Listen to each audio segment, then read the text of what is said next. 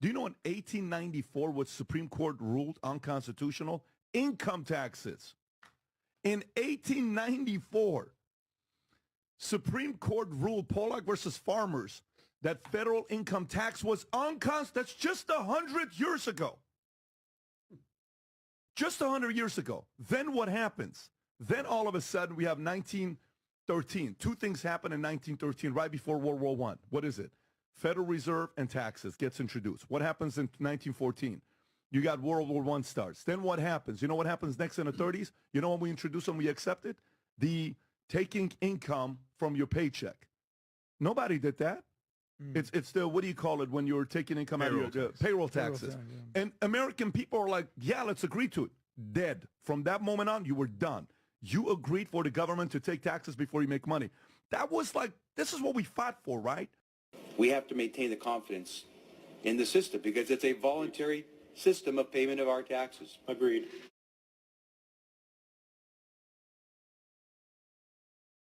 We pay the salaries of the congressmen and the senators. We're supporting them, aren't we? Well, yes. Yeah. Well, then why can't we list them as dependents and deduct them?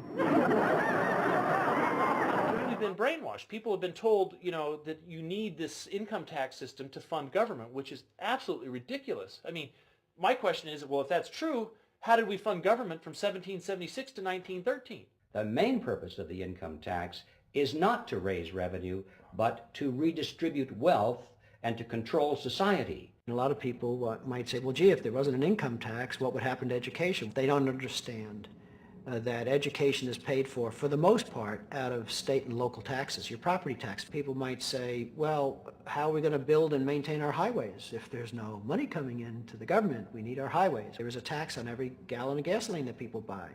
Proceeds from the income tax do not pay for highway construction. The amount of money that we spend on defense is exactly equal to the amount of corporate income tax, which is quite legal and quite constitutional. I think we should not want the income tax for several reasons.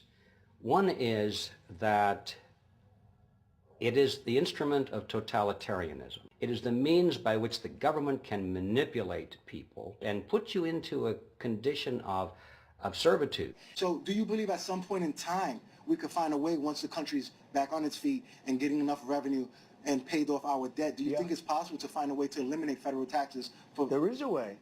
And how do you feel about it? You know, in the old days, when we were a smart country, in the 1890s and all, this is when the country was relatively the richest it ever was. It had all tariffs. It didn't have an income tax. Yes, sir. Okay? Now we have income taxes, and we have people that are dying. They're paying tax, and they don't have the money to pay the tax. No, in the old days, 1890, 1880, we had so much money, they had to set up committees, blue ribbon committees, how to spend our wealth. We had no idea how to spend it with so much money.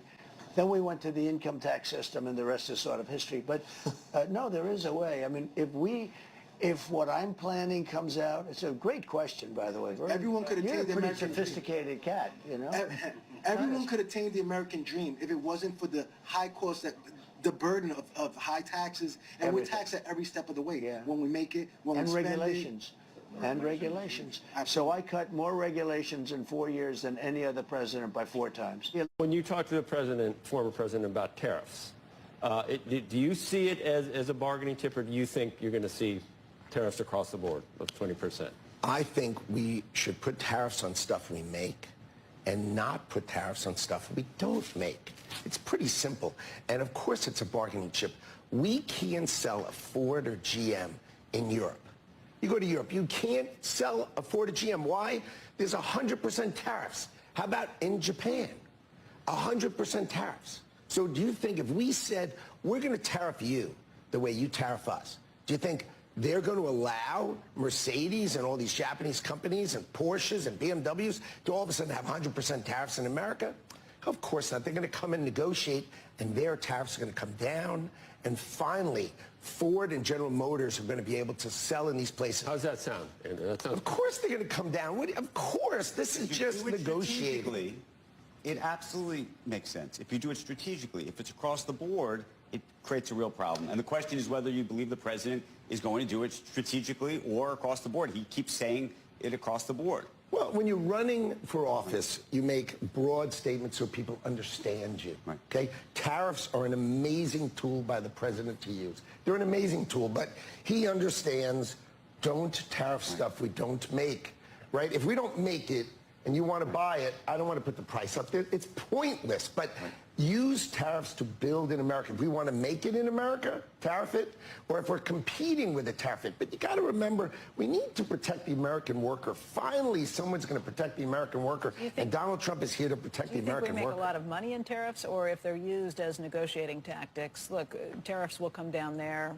We're not going to have super high tariffs here either. There's not going to be a big pot of money at the end of the day. I love that story. So which is it? Do we make a lot of money on tariffs, or we bring productivity here and we drive up our workers here? So it's a win-win scenario. I like both of them. I think what's going to happen is we'll make a bunch of money on the tariffs, but mostly everybody else is going to negotiate with us, and we will be more fair.